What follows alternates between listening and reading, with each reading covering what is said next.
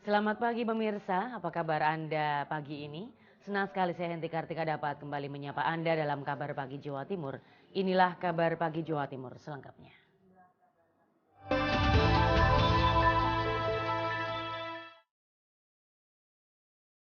Puluhan mahasiswa yang tergabung dalam Gerakan Solidaritas Muda Pamekasan atau GSM terlibat baku hantam dengan pihak kepolisian. Pengunjuk rasa memaksa masuk ke kantor Bupati Pamekasan untuk menanyakan rendahnya serapan dana menjelang akhir tahun.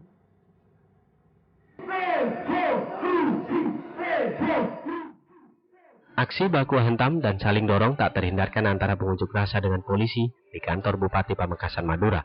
Pengunjuk rasa ingin menanyakan rendahnya serapan anggaran hingga akhir Agustus ini, yang hanya terrealisasi 30%. Menurut pengunjuk rasa, dikhawatirkan berpengaruh pada pekerjaan proyek yang kualitasnya kurang baik apabila ada oknum anggota DPRD Pamekasan yang turut mengerjakan sendiri proyek pembangunan yang ada. Bagaimana cara pengawasannya? Kita berbicara masalah tupoksi dari Dewan sendiri. Bukankah penganggaran pengawasan itu sudah menjadi wewenang mereka? Bukan bekerja seperti halnya pekerja-pekerja yang lain. Kalau misalnya Dewannya juga ikut bekerja, maka pengawasan kan jelas tidak akan maksimal. Para pengunjuk rasa ditemui oleh PLT Sekda, Haji Alwi, dan Kepala Badan Pengelola Keuangan dan Aset. Kepala Badan Pengelolaan Keuangan dan Aset, Taufikur Rahman, menjelaskan bahwa APBD tidak pernah membicarakan pemain, akan tetapi yang dibahas hanya soal program. Para pengunjuk rasa berjanji akan kembali lagi ke kantor Bupati dengan membawa bukti-bukti dan massa yang lebih banyak. Dari Pamekasan Madura, Supriyadi, TV One mengabarkan. Jajaran kepolisian Polres Sidoarjo terus mencari bukti penyebab meninggalnya 3 balita akibat kebakaran di Desa Suwaluh, Kecamatan Balongbendo, Kabupaten Sidoarjo. Polisi mendapatkan bukti gagang pintu terkunci dari luar dan kompor tungku yang masih menyala.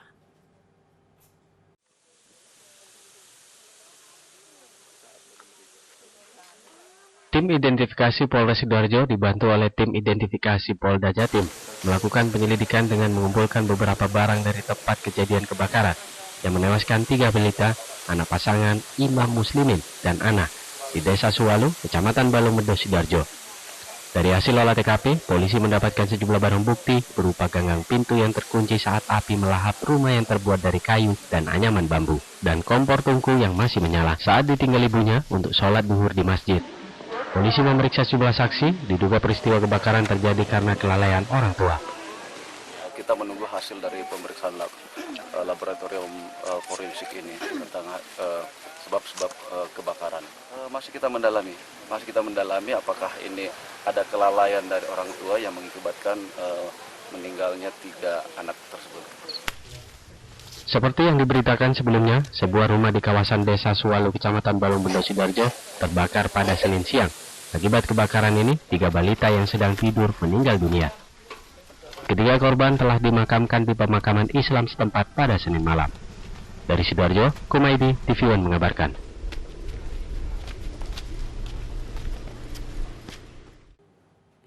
Tak terima dihina dan diusir pihak rumah sakit, seorang pasien di Banyuwangi protes kepada manajemen Rumah Sakit Umum Daerah Genteng. Pasien tak terima karena dianggap tidak mampu membayar jasa dan pengobatan di RSUD tersebut.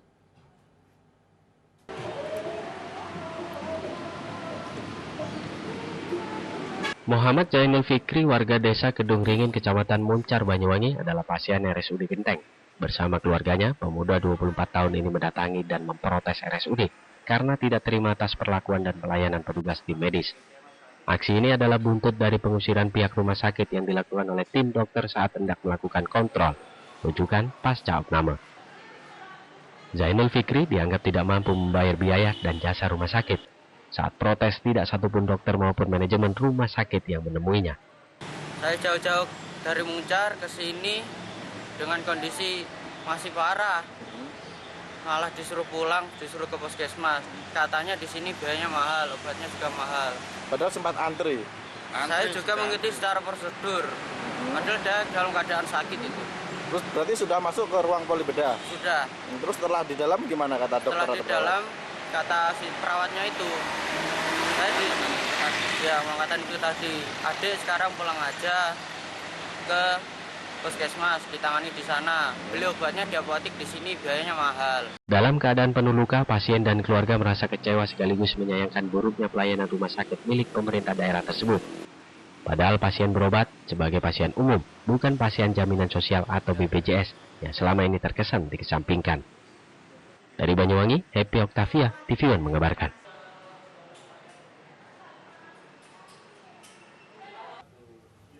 Diduga ugal-ugalan, rombongan touring motor tabrak sebuah minibus dan motor Vespa di Jalan Raya Randu Merak, Probolinggo. 1 korban tewas. Kabar tersebut kami rangkum dalam Kilas Jatim berikut ini.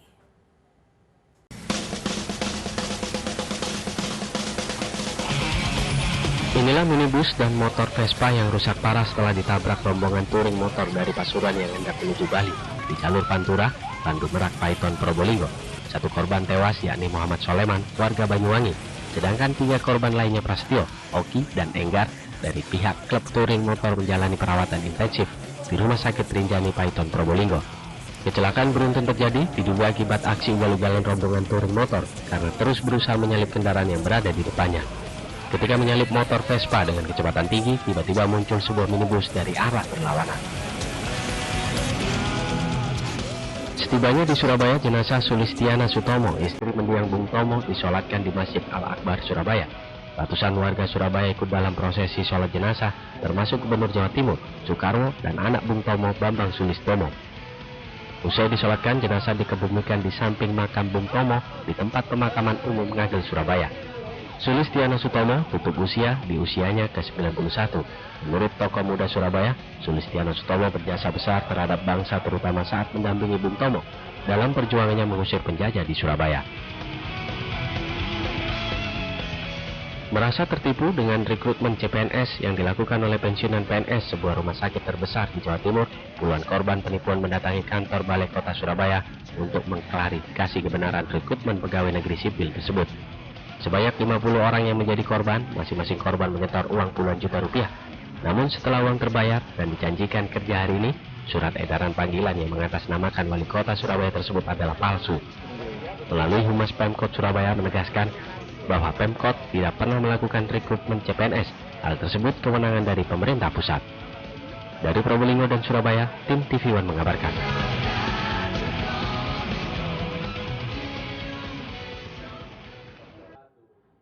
Kabar Pagi Jawa Timur akan segera kembali dengan informasi. Ribuan warga Trenggalek berebut berkah tumpeng raksasa di halaman pendopo kabupaten.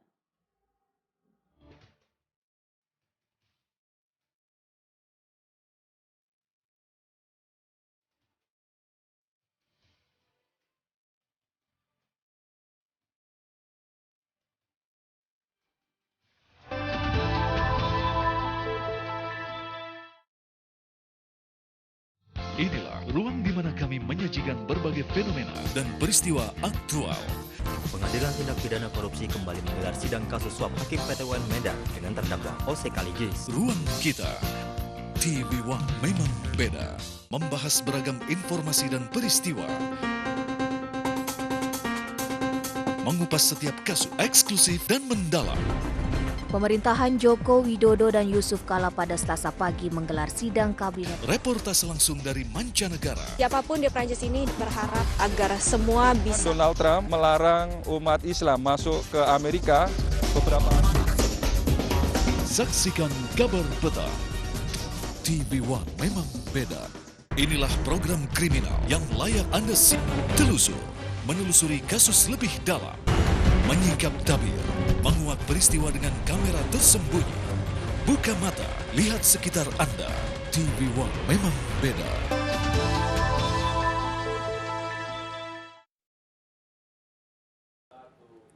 Terima kasih Anda masih bersama kami.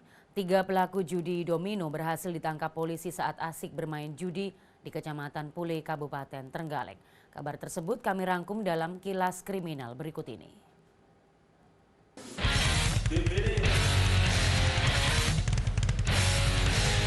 Kepolisian Resort Trenggalek berhasil meringkus 3 pelaku judi domino di Kecamatan Pule, Kabupaten Trenggalek.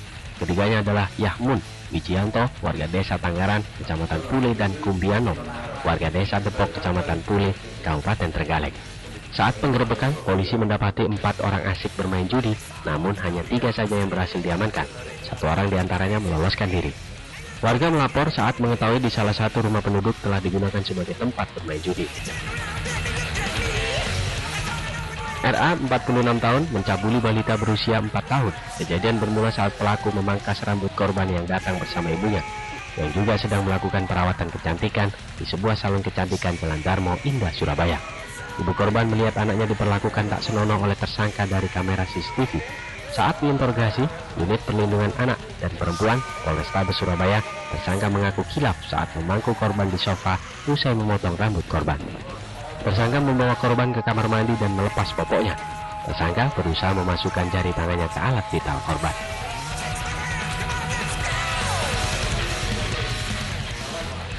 Tim Buser Satreskrim Polres Kediri berhasil membekuk 3 orang komplotan pencurian yang beraksi di Kampung Inggris, Desa Tulung Rejo, Kecamatan Pare, Kediri. Ketiganya adalah Sutrisno, Susilo, dan Angga, warga Kecamatan Pare. Mereka melakukan aksi saat penghuni terlelap tidur dan berhasil membawa kabur 7 handphone berbagai merek dan 1 laptop. Komplotan ini terungkap setelah menjual hasil kejahatannya ke sebuah konter HP. Dari Trenggalek, Surabaya, Kediri, tim TV One mengabarkan.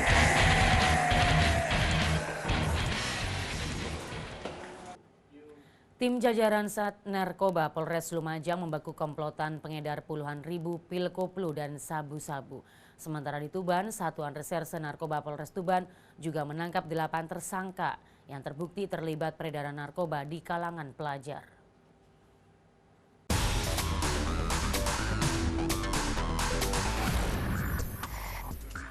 Heri 23 tahun, Dani 24 tahun, Soleh 27 tahun, dan Yanto 25 tahun. Keempatnya warga Kecamatan Kota Lumajang berhasil dibekuk tim jajaran Satreskrim Polres Lumajang karena kepergok mengedarkan puluhan ribu butir pil koplo.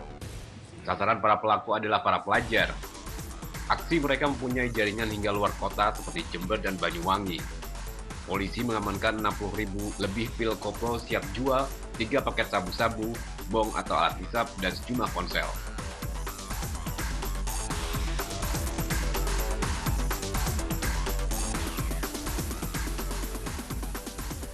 Delapan tersangka ini adalah Sarijan, Agus, Suroko, Prasetyo, Muin, Samsuri, dan Hanif warga Kabupaten Tuban. Mereka ditangkap Satuan Reserse Narkoba Polres Tuban lantaran terlibat peredaran narkoba jenis pil koplo di kalangan pelajar dan mahasiswa di kawasan Kota Tuban. Untuk membongkar sindikat ini, petugas harus melakukan penyamaran selama 1 bulan. Para peserta dikenal sangat licin. Mereka selalu waspada saat diawasi petugas kepolisian. Polisi mengamankan barang bukti pil koplo sebanyak 2.192 butir dan uang tunai hasil penjualan sebesar Rp4.990.000. Dari Lumajang dan Tuban, Syawan Kabahina, Hartono Ronggolawe, TV One mengabarkan.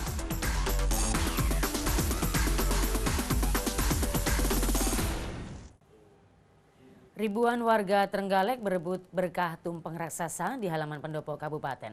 Warga meyakini dengan mendapatkan isi tumpeng, maka terhindar dari bahaya.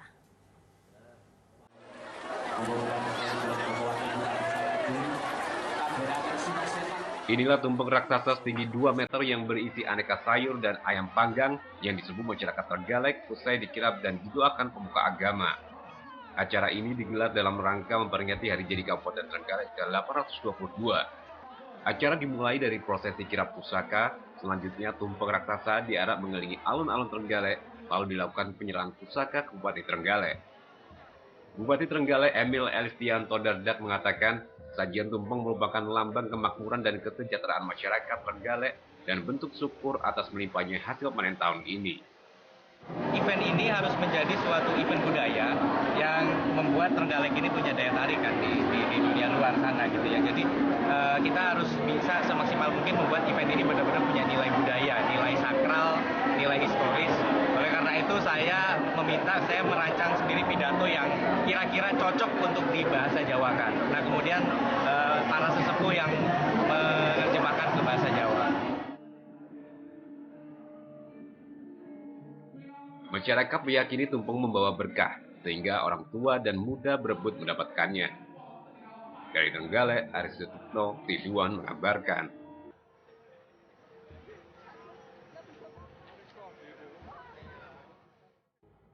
Kabar pagi Jawa Timur akan segera kembali dengan berita. Ratusan nelayan di Gresik gelar tradisi muara sungai.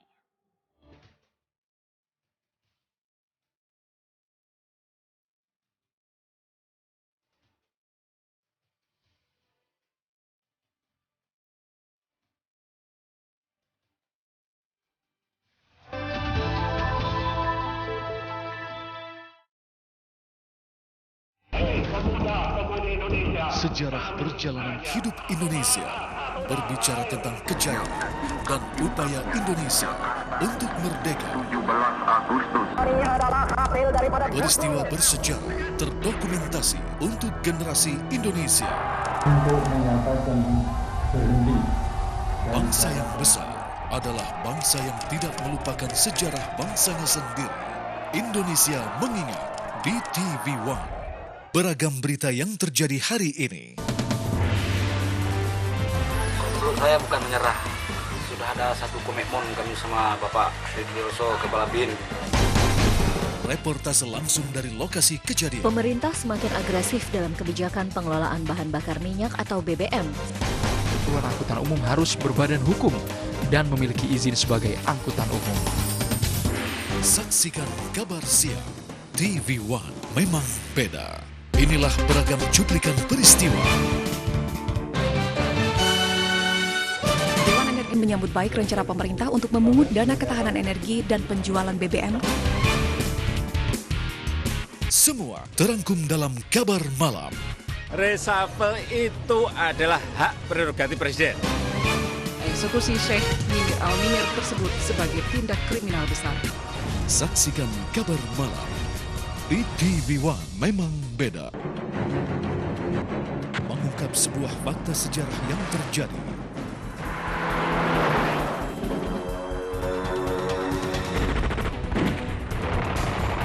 Dari peristiwa hingga para pelaku sejarah.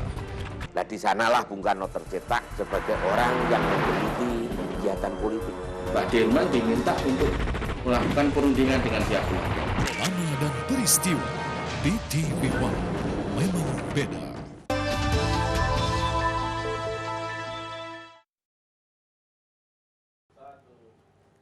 Untuk memeriahkan HUT RI ke-71, warga Tengger menggelar festival tari budoyo Nawadewata di lereng Gunung Bromo, Probolinggo. Tarian tersebut menggambarkan datangnya 9 dewa yang menghipnotis para penonton.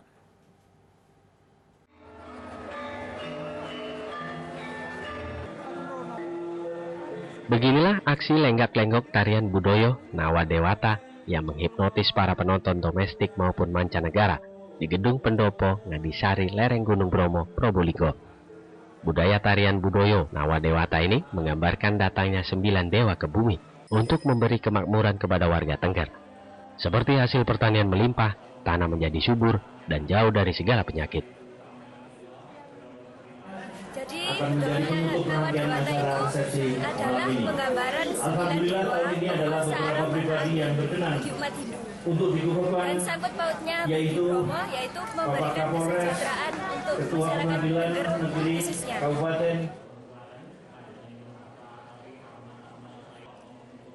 Dalam sela-sela festival, sejumlah sesepuh warga atau dukun Tengger menggelar doa bersama dengan cara membakar sesajian dupa dan kemenyan agar aktivitas erupsi Bromo segera berakhir. Diharapkan sajian festival tarian budoyo Nawadewata tersebut menjadi perhatian pihak terkait agar kesenian daerah Tengger tidak punah. Dari Probolinggo, Syahwan Kamahina, TV One mengabarkan.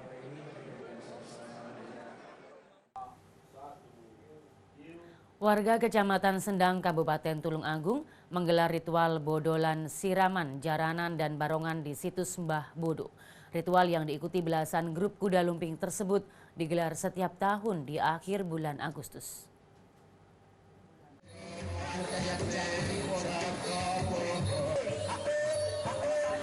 Di akhir bulan Agustus setiap tahunnya warga Desa Sendang, Kecamatan Sendang, Tulung Agung melakukan acara siraman terhadap belasan grup kuda lumping atau jaran kepang yang tersebar di 11 desa di Kecamatan Sendang.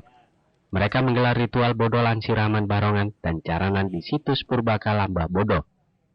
Tradisi ini ada sejak Perang Kemerdekaan, yaitu dengan menyiramkan air suci dari jambangan yang dilengkapi bunga mawar dan irisan daun pandan wangi kepada seluruh barongan dan jaranan beserta pemainnya.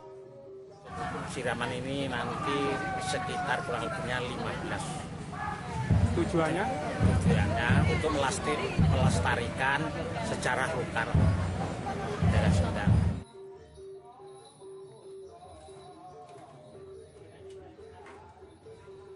Usai disiram oleh para sesepuh desa Sendang, barongan dan jaranan diarak keliling desa. Konon, situs Purbakala Mbah Bodo ini merupakan peninggalan kerajaan Majapahit di masa pemerintahan Raja Majapahit pertama, Raden Wijaya. Hingga sekarang, masyarakat Gunung Wilis meniru iring-iringan tersebut. Dari Tulungagung, Ari Sutikno, TV One mengabarkan.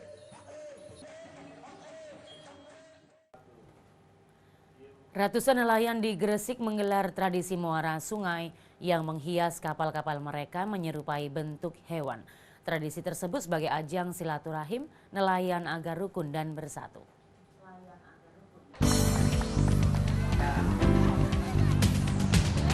Inilah arak-arakan puluhan kapal milik warga kampung nelayan Dusun Tanjung Sari, Desa Pangkah Wetan, Kecamatan Ujung Pangkang, Gresik, yang memadati muara sungai Bengawan Solo. Kapal-kapal yang biasanya dijadikan alat transportasi menangkap ikan di laut disulap menjadi berbagai karakter binatang dan hewan raksasa. Seperti bentuk ikan hiu, naga, ikan bandeng, buaya, dewa ruci, hingga paus raksasa. Kapal hias hasil kreativitas para nelayan Ujung Pangkah ini kemudian diadu kecantikan hiasannya. Satu persatu kapal berjalan beriringan mengelilingi muara sungai dengan tajuk tradisi muara sungai. Kapal bentuk ikan hiu raksasa misalnya juga disertai suara mirip ikan hiu sesungguhnya. Acara ini untuk membangkitkan kembali tradisi muara sungai yang menjadi jalur utama nelayan pesisir untuk mengais rezeki di laut. Ini karena berada di kampung nelayan dan dulu memang sudah pernah ada kegiatan seperti ini, mungkin 20-25 tahun yang lalu. Kita ingin menghidupkan kembali kegiatan yang menarik. Kita di nelayan punya budaya dan ciri khas. Acara ini sekaligus sebagai ajang silaturahmi ratusan nelayan pesisir agar tetap guyup, rukun, dan bersatu. Dari Gresik, Muhammad Habib, TV One mengabarkan. Pemirsa, kabar tadi sekaligus menjadi penutup kabar pagi Jawa Timur untuk hari ini. Mewakili kru yang bertugas, saya Henti Kartika mohon undur diri. Selamat beraktivitas. Sampai jumpa.